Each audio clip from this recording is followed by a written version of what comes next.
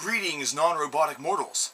My serial number is C0V3R, K1LL3R, NAT10N, and I'm here to bring you an album review of The Industrialist by Fear Factory. Now, Fear Factory had a tremendous return album 2 years ago with Mechanize. It was an album that definitely wowed a lot of people, including myself. I did a review of it under the old channel that I had, which was just entitled Cover Kill. One moment. Machines were starting to try to rebel on me. So yeah, I had to take care of that.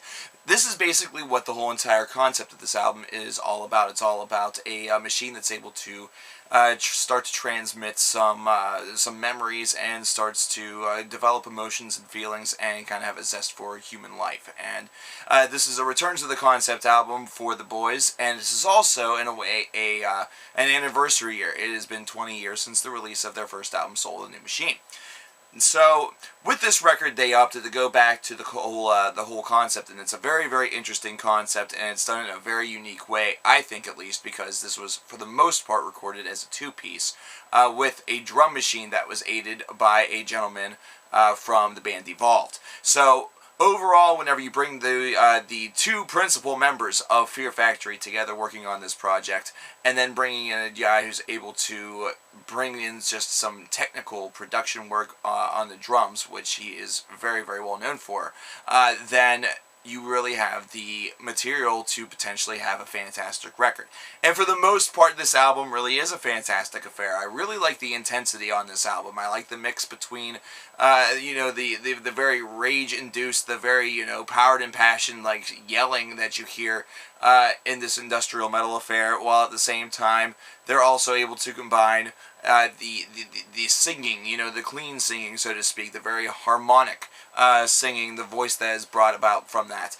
So that combination alone makes this album a very, very enjoyable affair as far as vocally is concerned. Musically, you got to enjoy this as well because it is very straightforward, but at the same time, there is enough technicality and there's enough of a believability, not to mention a catchy ability to it. It's something that you really enjoy.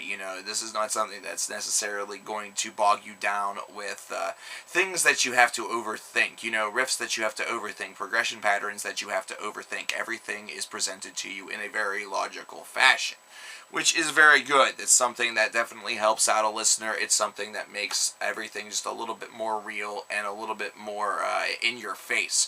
It actually ramps up the intensity. It actually, whenever each and every twist and turn hits you, it knocks you all the further and all the harder. Where things really start to get a little strange is whenever you enter into the final realm of the album. Now, I have a theory on what this is supposed to really represent. However, I also have to mention an opinion based around it. Now, based around the story, this is a story that's based around a robot, as I mentioned, that begins to be able to retain memories daily, and then eventually wants to, he's developing human emotions and wants to become human. And whenever you consider the last two tracks on the album, whenever you consider a track such as Human Augmentation, after a track that is, I believe, called Shutdown, or something along those lines, you kind of get to understand that that is kind of what this little mini idea is going for, this little two-track idea. It's almost like you are inside the mind of something that quests and desires and wants to be human but yet cannot, is now in this like disheveled state. And the last track is kind of a representation of that, where you kind of just hear frayed mechanical noises that mixed in with a very soft and very unrecognizable human style speaking or speech pattern to it that just continues to whir on for 9 minutes. That's where the problem actually kind of comes into play.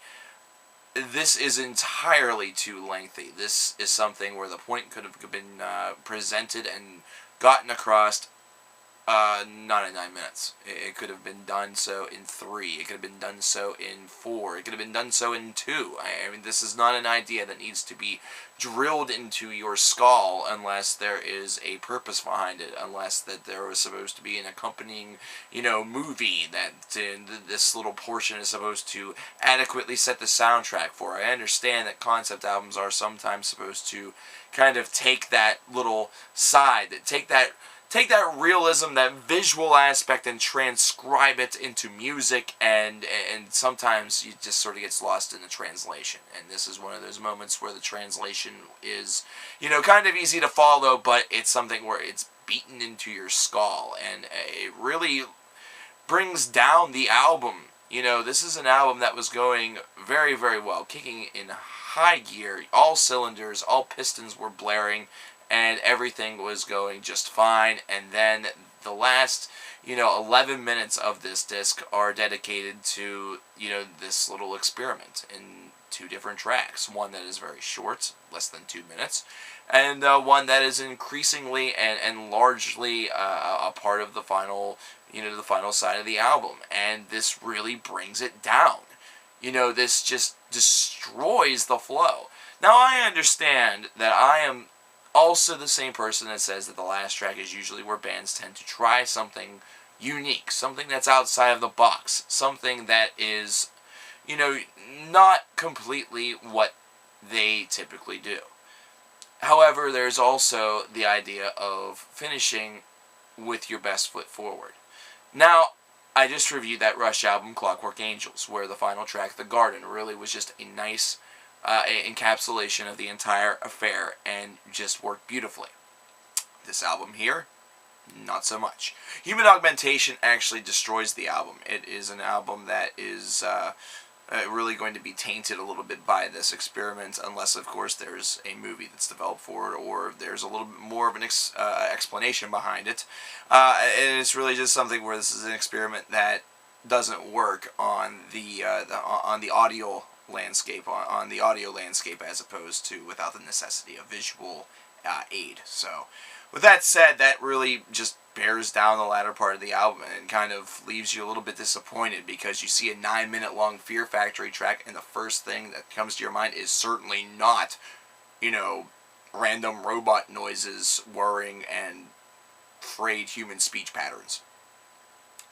Overall, this album, I would have to give it a solid 7.75, maybe ramp that up to an 8. I like it. It is a good release. It is certainly par for the course, and then some for Fear Factory. However, I can't ignore the fact that I almost feel cheated out of 11 minutes. Maybe that's just a selfish personal opinion, but that is how I feel. So that is how I feel. Now I want to know how you feel. How do you feel about this album, and how do you feel about the last 2 tracks? Do tell.